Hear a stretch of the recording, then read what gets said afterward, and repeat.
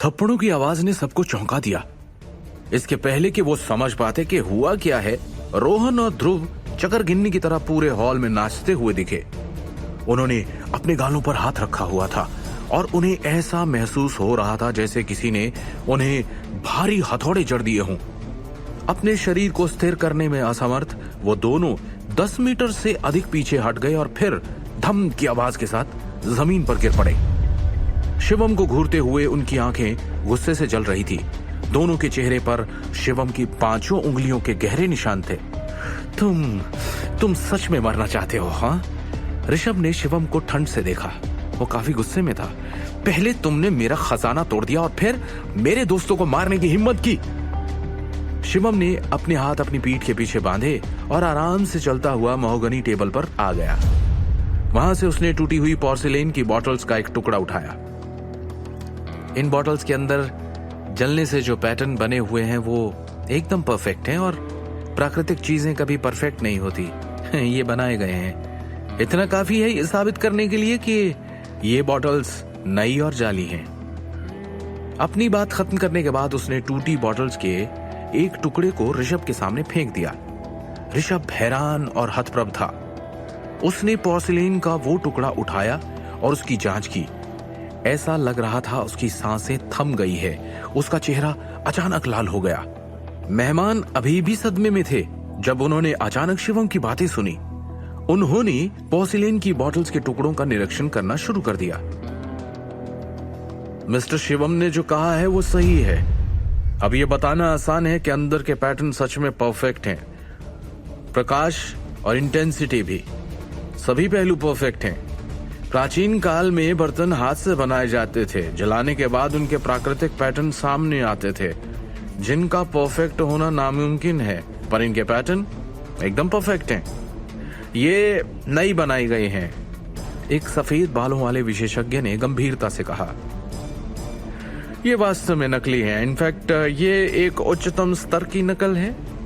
अगर ये बॉटल्स तोड़ी नहीं जाती और हम इसके अंदर के पैटर्न नहीं देखते तो हम कभी भी नहीं समझ पाते कि ये नकली है। चश्मा पहने एक विशेषज्ञ ने कहा।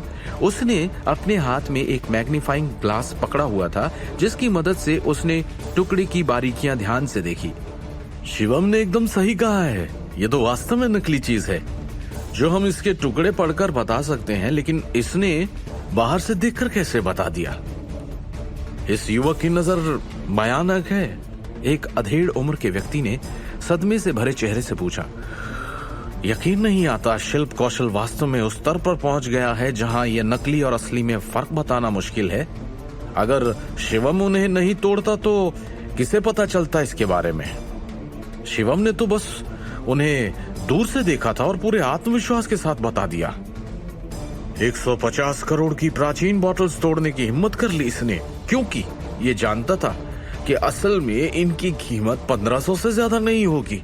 फिर भी ये बहुत क्रूर है। एक कुलीन परिवार के एक वंशज ने सदमे से भरे चेहरे के साथ कहा। मौजूद सभी लोग हैरानी से शिवम को देख रहे थे। शिवम ने स्पष्ट रूप से कहा, मुझे नहीं लगता किसी के पास कोई और सवाल होगा, है ना? शिवम ने ऋषभ की तरफ देखा। उसका चेहरा पीला पड़ चुका था। नकली आइटम खरीदने के लिए 150 करोड़ खर्च कर दिए तुमने, फिर भी बेशर्मी से अपने ज्ञान भी दिए जा रहे हो। यही पहचान है तुम्हें एंटीक की? यही है तुम्हारे बचपन की सीख? कलेक्टर्स के खानदान का टैलेंट? किस घमंड से अपने और अपने परिवार के एंशिएंट कल्चर से प्यार वगैरह वगैरह का दिखावा कर रहे हो? हाँ? शिवम ने ठंडेपन से कहा। जो तुमने खुद को अभी साबित किया है नकारा निकम्मा उसे कहते हैं।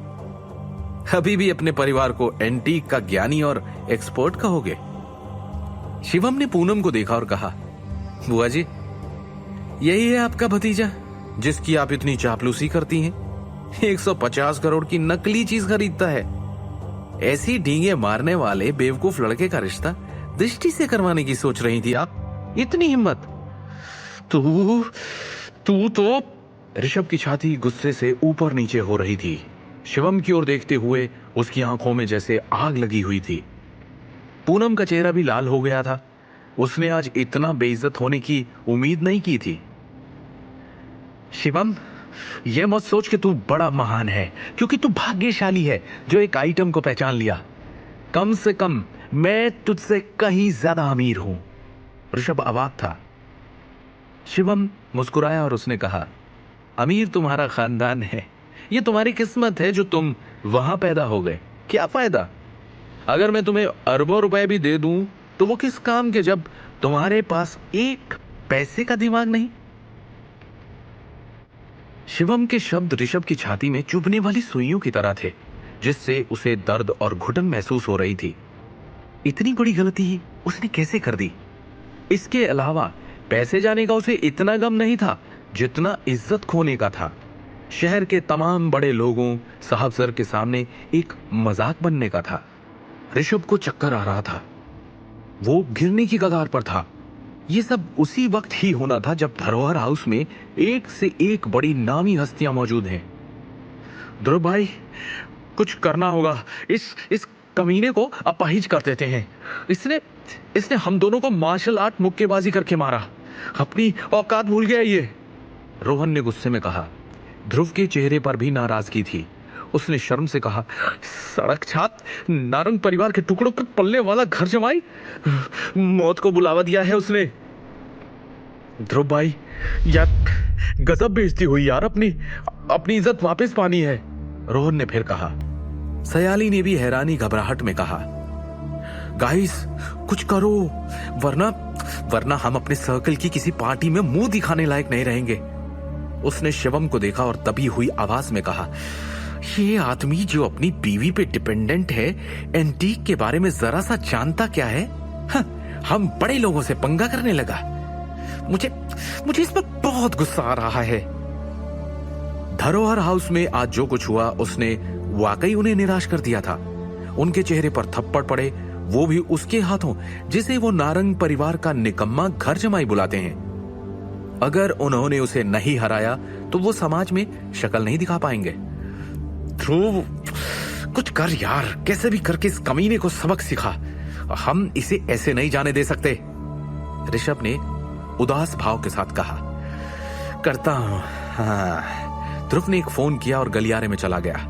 और उस दृष्टि को देखो ऋषभ भाई, एक तो आपने उसे इतने अच्छे से ट्रीट किया, गिफ्ट दिए, उसने मना करके इंसल्ट कर दिया आपकी। ये दोनों पति पत्नी बेइज्जती करने आए थे हमारी, रोहन ने फिर कहा। ऋषभ ने ठिठुरन भरी। जब उसने दृष्टि के खूबसूरत चेहरे को याद किया तो वो अपने शरीर से आग की एक लहर को उठने से रोक नहीं सका। देखता जा रोहन, इस दृष्टि को तो मैं अपना खिलौना बना लूंगा। इस सड़क छाप शिवम को दिखाऊंगा कि कैसे मैं उसकी बीवी के साथ खेलता हूं, ऋषभ ने ठंडे स्वर में कहा। उसकी आंखों में बुरी नियत और बदले की आग साफ दिख रही थी। सही है ऋषभ, कितनी थैंकलेस है ये दृष्टि नारंग।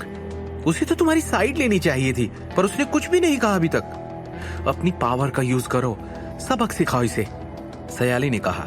ऋषभ गुस्से में दूसरी ओर पलट गया। जब उसने देखा कि सभी मेहमान उसे अजीब तरह से देख रहे हैं तो उसका चेहरा गर्म हो गया। वो रोहन और बाकी लोगों के साथ जल्दी से हॉल छोड़कर बाहर चला गया। वो इस शर्मनाक जगह पर और नहीं रुक सकता था। अरे भाई, क्या समय आ गया है। कुमार परिवार की ये जनरेशन ऐसी है, ये सच में उस परिवार का बेटा है। भविष्य में खुद को कलेक्टर के परिवार कहने के पहले उसे 100 बार सोचना चाहिए। ऋषभ के जाने के बाद हॉल के सभी मेहमान बिना किसी डर के उस पर हंसने लगे। वो खुलकर उसका और उसके परिवार का मजाक उड़ाने लगे। दूसरी तरफ शिवम और दृष्टि धरोहर हाउस से जाने के लिए हॉल से बाहर निकले। रजत ने गाड़ी लाकर सड़क के किनारे खड़ी कर ली और उनका इंतजार करने लगा। शिवम, तुमने कैसे पहचाना कि वो पोर्सिलेन बॉटल्स नकली हैं? एंटीक की इतनी नॉलेज कैसे है तुम्हें? दृष्टि अपनी उत्सुकता को रोक नहीं पाई और उसने पूछ लिया। उनकी शादी को 2 साल होने को आए थे और उसे अंदाजा भी नहीं था कि शिवम को एंटीक का ज्ञान भी है। वो काफी हैरान थी।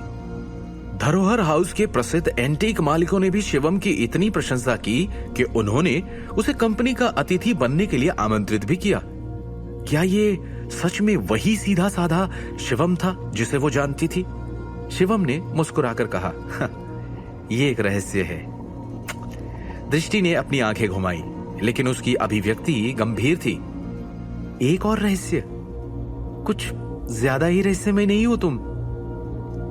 शिवम दिन प्रतिदिन सच में उसके लिए रहस्यमय होता जा रहा था।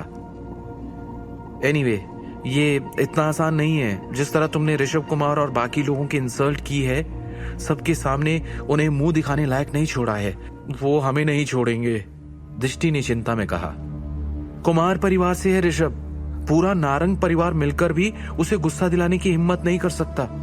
मेरी अकेली फैमिली को तो छोड़ ही दो। उसने एक आह भरी। जो अभी तक नहीं हुआ उसके बारे में सोचकर फिक्र क्यों करनी? भविष्य में क्या होगा उसके बारे में बात करेंगे, जब वो होगा तब। ओके, तुम मुझे फिक्र ना करने के लिए कह रहे हो? वाह। इस समय पूनम भी घबराई हुई और हताश तरीके से सीढ़ियों से नीचे उतरी। उसकी आंखें गुस्से से जल रही थी। उसने शिवम को देखा।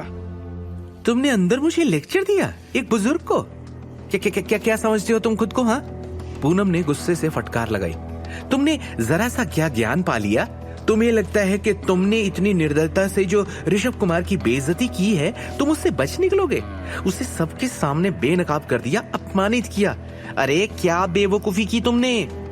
कुमार परिवार को ठेस पहुंचाने की हिम्मत कैसे कर ली तुमने? दृष्टि मैं बता रही हूं, देर सबेर ये बेवकूफ जाहिल तुम्हारे परिवार को नुकसान पहुंचाएगा, पूनम ने दृष्टि की ओर देखकर कहा। उसने फिर शिवम को देखा और कहा, मुझे भी एंटीक का ज्ञान है, लेकिन मैंने अंदर एक शब्द बोला। तुम क्या सोचकर उड़े जा रहे थे?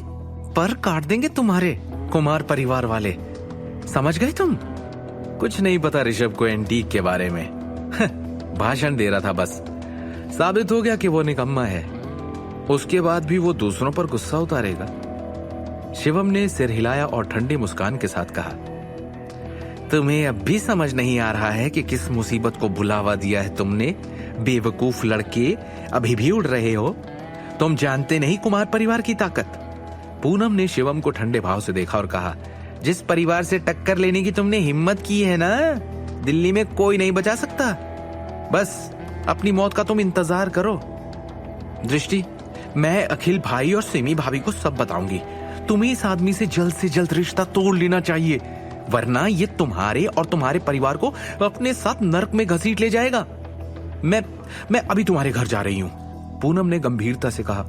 बुआ, वो दृष्टि समझ नहीं पा रही थी कि उसे क्या बोलना चाहिए।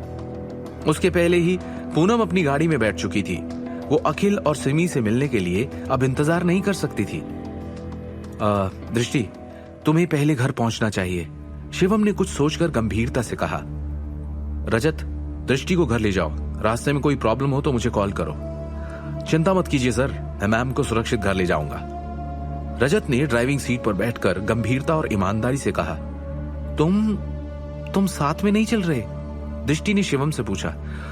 मुझे कुछ काम है, वो मैं पूरा करके आऊंगा, तुम पहले चली जाओ, शिवम ने मुस्कुराकर कहा। दृष्टि को कुछ संदेह हुआ, पर वो बिना कुछ कहे गाड़ी में बैठ गई। रजत ने गाड़ी स्टार्ट की और एंटीक स्ट्रीट से दूर चला गया। शिवम ने सड़क के दूसरी ओर खड़े एक बड़ी काली कार को देखा। उसके मुंह का कोना मुड़ा हुआ था। वो धीरे धीरे पास की गली में चला गया। गली अंधेरी और खाली थी। एक ठंडी हवा चली। शिवम ने बिना भाव के एक सिगरेट जलाई।